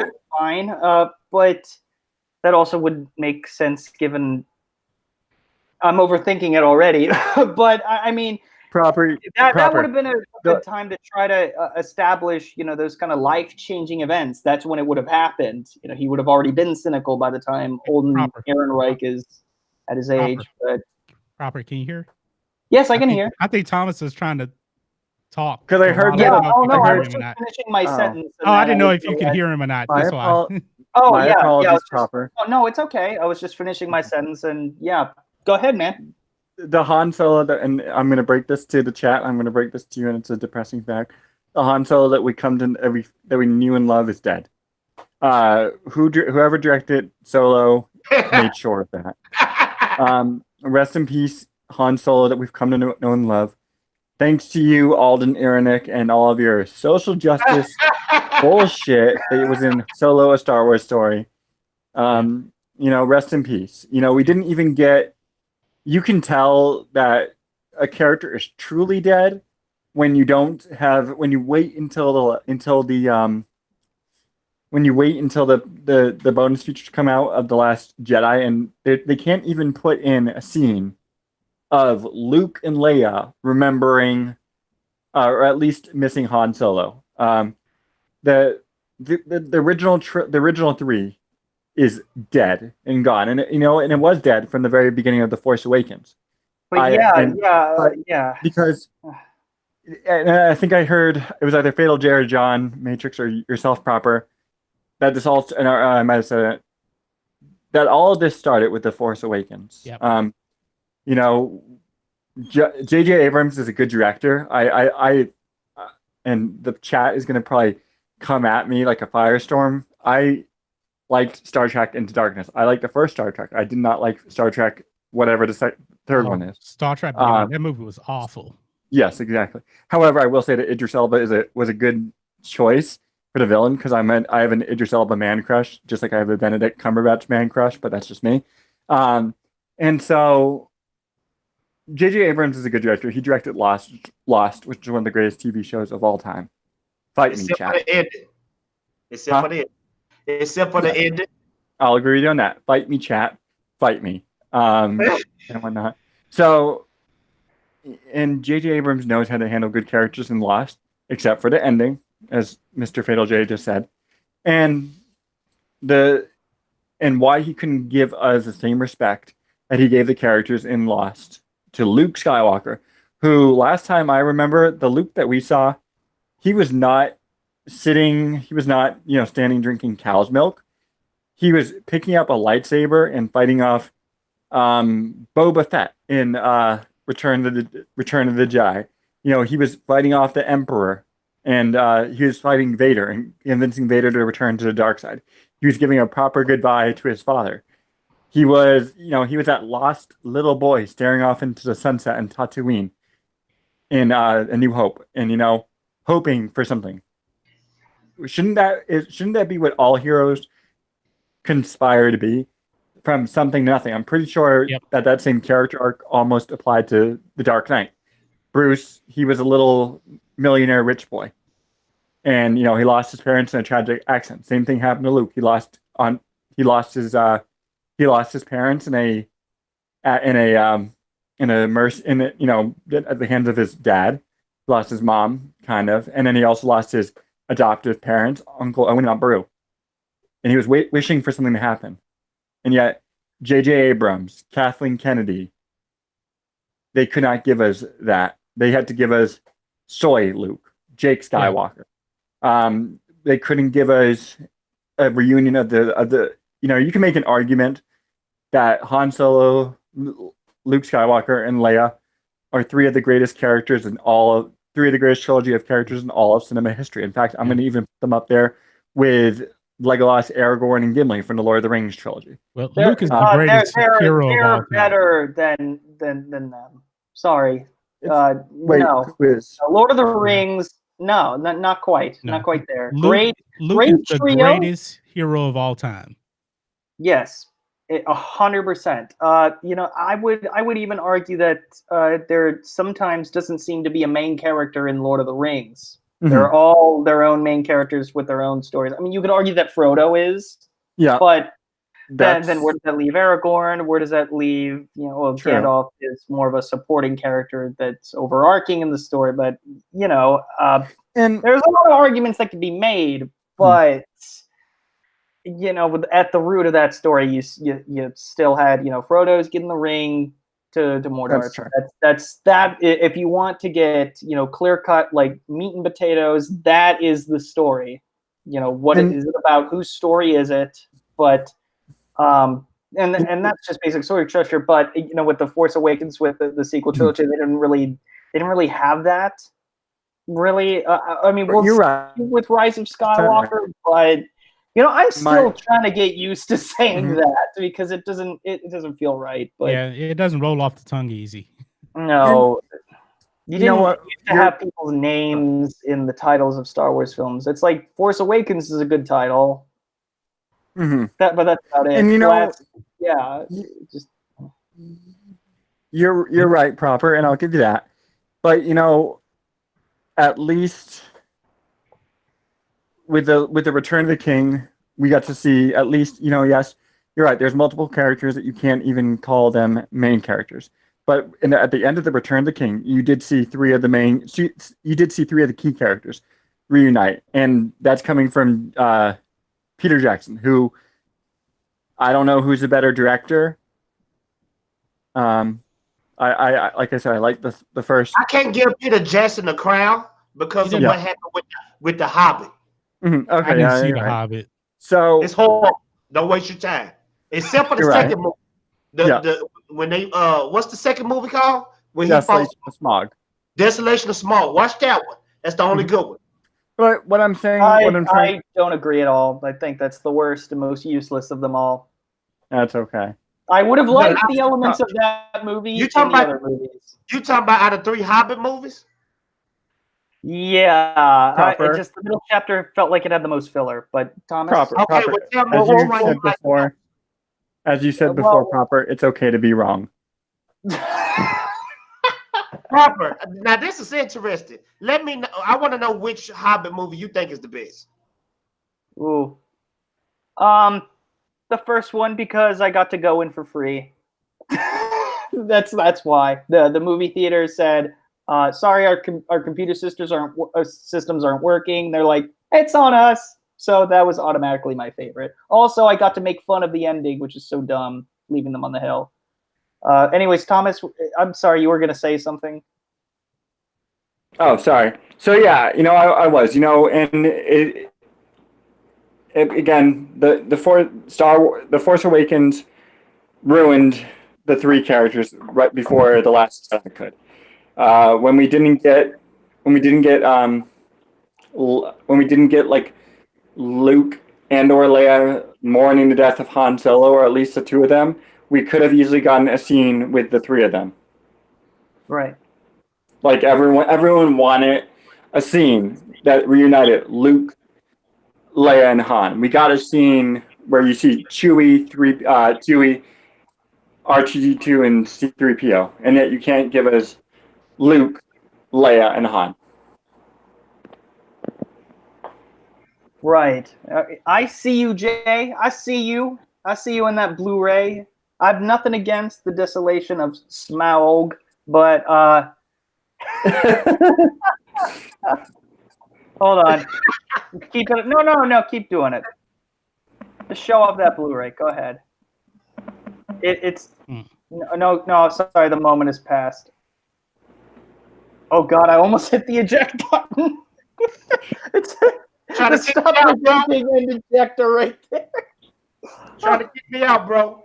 No, never. No, I would never do that. No, especially not when it's just not warranted at all. That would be very improper of me.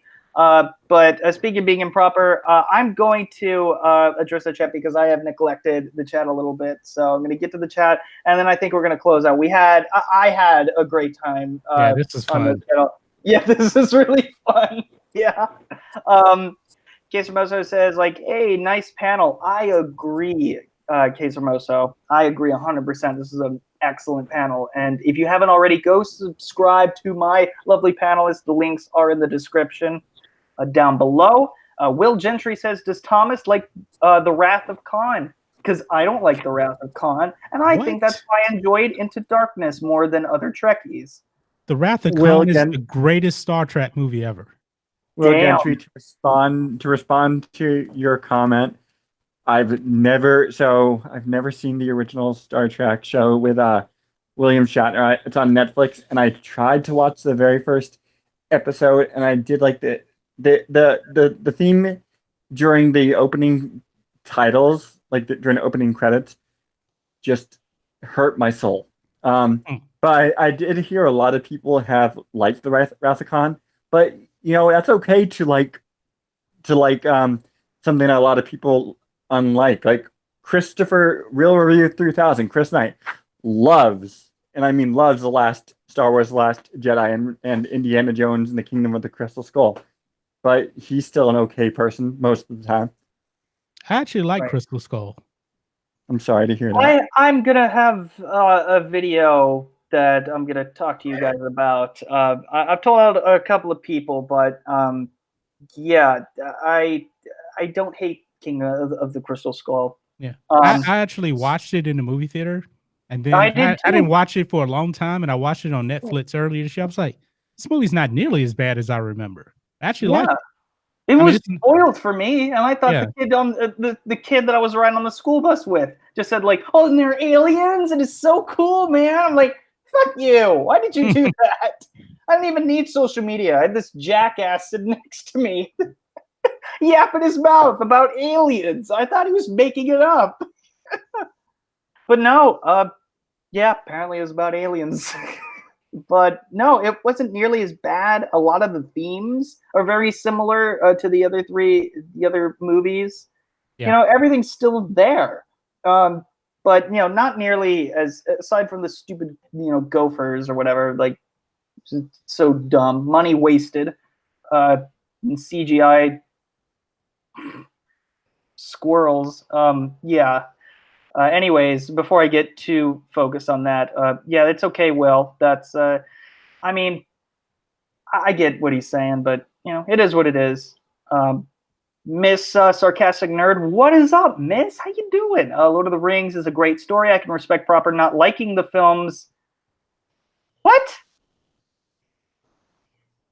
No, I never said that. I didn't. Did I say that? I don't think so. I thought I just said that the trio of Aragorn, Legolas, and Gimli are not as strong as Luke, Han, and Leia. I'm sorry, facts do not care about your feelings, but no, I mean, I love those films. My parents took me to them, you know, when I was a kid, when they were coming out, and I loved them.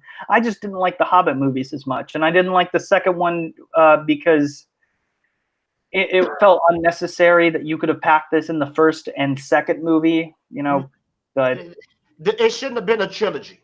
No, not with a tiny book like that. Could have been two movies at the most. And what was it? The Battle of the Five Armies? That wasn't even a big thing in the Hobbit movie. Yeah, I mean the Hobbit book. But you know, everything comes in trilogies now. What movie franchises have only made like 2 movies? Yeah. Not many. Bill and Ted, but that's about to get ruined. And I can't wait for that. Wayne's World is still safe. Well, Tron, but they were going to make a third Tron movie. No, hey, I like Tron. I love Tron Legacy. Tron Legacy. That's an underrated movie, John. That's way underrated. We have to do a top 10 underrated movie list. We're gonna do it. Exactly. Edward Marla says tonight was fun. Thanks again, Proper. Oh, absolutely. Glad you stopped by. Sunny Sissel says good show. Thank you. I appreciate that. Miss said, I thought I heard you say you didn't like the films before. That is not true. My apologies. Yes. Your apology is accepted. Okay. Stone Cold Jeremy says House 1 and 2. I don't know what. I haven't heard of that.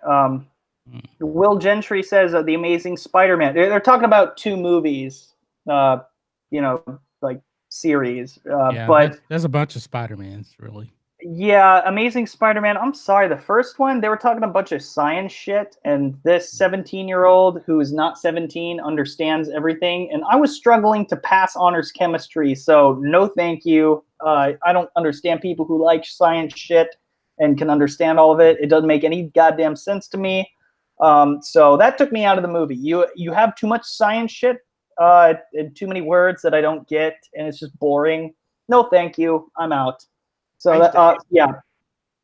In other words, no hot redheads and too much science shit that I don't care about. That's why I didn't like the Amazing Spider-Man movies. Yeah, people are saying, "Oh, It 1 and 2." Okay, hopefully the second one. Yeah, that's a good one, chat. That's a good one. But it's also one story. Well, that's all right. Well, we'll see what happens. I have faith in that. Proper, let me tell you something. When It came out that movie screen on that reboot, I couldn't sleep, man. I couldn't sleep.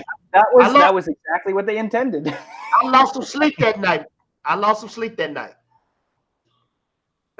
I'm sorry to hear that, but I'm sure the filmmakers would love to hear that. You're just like, yes, our movie had an impact on someone. On a grown man. Ooh. Yeah. I just thought of one where they only made 2. Fright Night. I mean, Fright Night 1, Fright Night 2. Oh, yeah. And then they rebooted it, but that doesn't really count. Like yeah. Evil Ed is not evil anymore. You're so cool, Brewster. Yeah. Is that dude still alive? Yeah, he's still around. I would like to Google him. Go for it. Go ahead. We'll do it now. I got this weird thing where I like to Google old actors. Just to make sure they're alive. Yeah, just to make sure they're alive. Every 8 weeks, I have to Google Kirk Douglas. Oh yeah. Yeah, but those Douglas guys, they're immortal, man. Oh, don't you say that now? But Kirk Douglas has gone through a lot. But Kirk Douglas is like what, like 95 years old, 99, maybe 100. 102. He's 102. Wow. Yep. He's made it to the triple digits, baby. Nice. Well, look, if he's 102, Clint Eastwood is 3,000. Not quite there. He's Clint 90. Eastwood is 89, I think. Yeah, well, he's almost 90. Yeah, Jack LaLanne didn't make it to 100, and that guy was like the most fit guy ever. Yeah. Have y'all seen the Mule with Clint Eastwood? That's a really good movie, man. Yeah. Oh man, you gotta see it. You gotta see it, man. It's really good. Will do. Anyways, this has been a fantastic stream. I'd love to do this again with you guys. This is a great panel.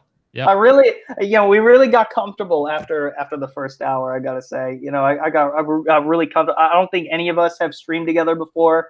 Well, Thomas has streamed with everyone, but we have streamed, but not like all of us together. So this is kind of nice. Me and John stream every week. Yeah, we're streaming tomorrow night. Oh, you are? Oh my God, we are. Oh, speaking of Fatal, make sure you have your top 10 list. We do like a lot of top 10s now. So this week we do a top 10 kung fu? No, top 10 film scores of all time. Oh, that's right. I think next week is top 10 kung fu movies. Okay. All right. Okay. All right, man. And I think I'm just going to let everybody in the chat know about our lovely panelists. Go ahead. We're going to start out with Thomas, because Thomas, you've been quiet for a while. Thomas, tell us about your channel and tell the people what you got going on.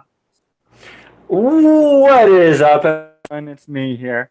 So So my name is Thomas Gilkey. You can find me at Thomas Gilkey. You can find me at my alternate account, Jeremy Tank Engine, which I use for streaming because YouTube copyright striked me. I have, I think, maybe 2 more months to go.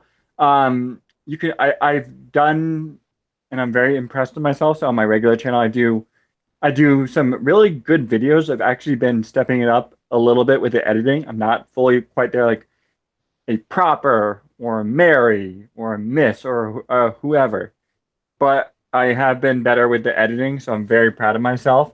And thank you very much, Proper, for having me on. I think I'm going to try to do a live stream on my Tank Engine account later tonight, Proper, and if you're around, I would love to have you on. All right. I'll definitely consider it. It'll be on my list. I got a few things that I got to do tonight, but I'll keep it in mind. Just send me the link, and I'll at least if anything, I'll show for like a half hour, just chill. Whatever you guys talk about, yep. I'll just yeah, absolutely. But yeah, thanks for the invite. Feel free to shoot me the link. And John Matrixx. Tell everybody this beautiful, magnificent bastard with the best shade of pair of sunglasses that I've ever seen in my life. John Matrixx. First off, when are you going to be selling some John Matrixx signature sunglasses? Where can we find you? What you got going on? Well, you can find me at the link in the description here.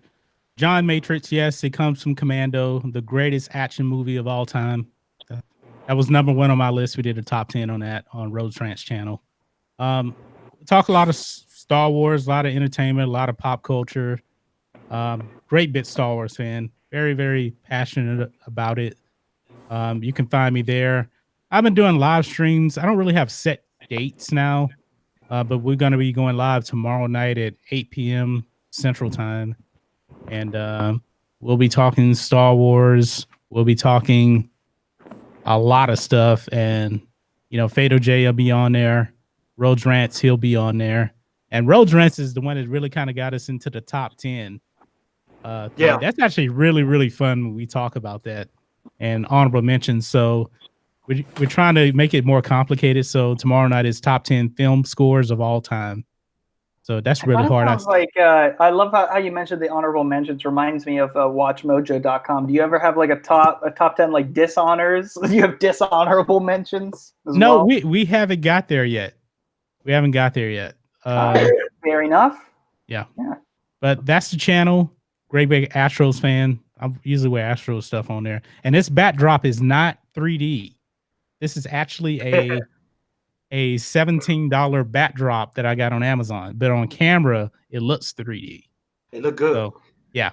On camera that looks 3D. And earlier I thought that I thought that the desk that you have, that glass desk, was kind of an extension of that that cockpit. Yeah, I wish I can actually alternate this desk around a little bit, but it'll kind of mess everything up, so I'll just leave it there. Yeah. I mean, it's really tricky, like especially if you have yours like I don't know if you're like against a wall or something, but yeah, it would just complicate things a bit, and it's not worth it. The aesthetic sometimes not worth all the troubleshooting just for one little cool detail in that one angle. Yeah, and these are Ray-Ban aviators. They're at any sunglasses store. Sign with Ray-Bans or something. Ray-Ban. These are real Ray-Bans. $200. I'm telling you, dude, like you can sell your own signature aviators. I'm telling you. Ray-Ban should sponsor my videos.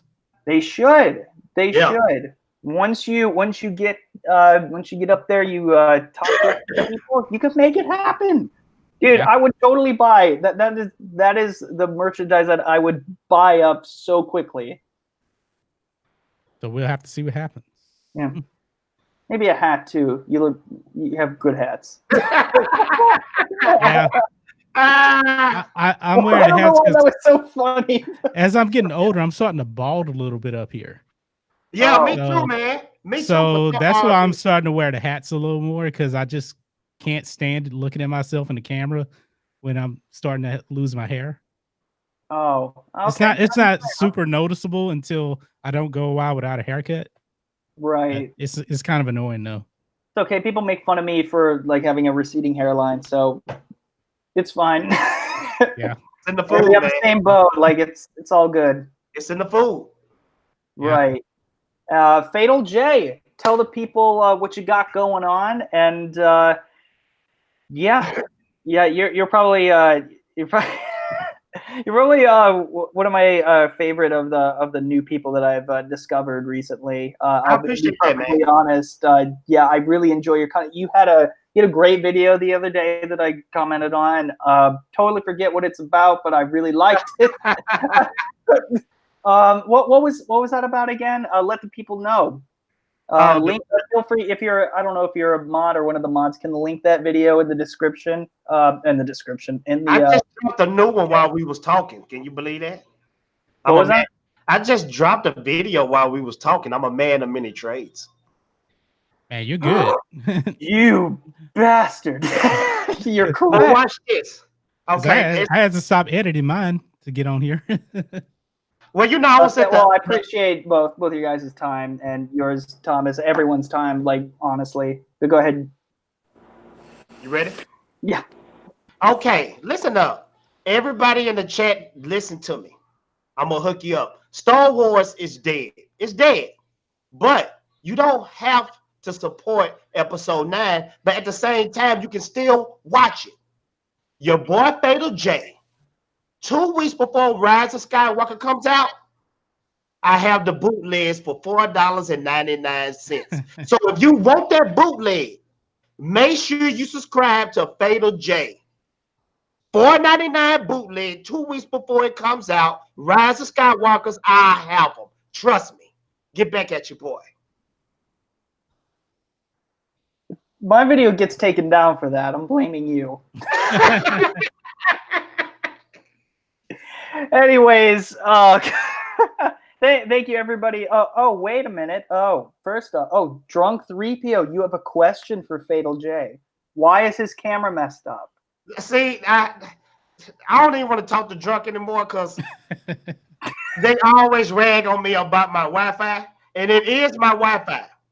This is how bad my Wi-Fi is. When I want to do a live stream, like a real clean, smooth, I go to my parents' house. Okay.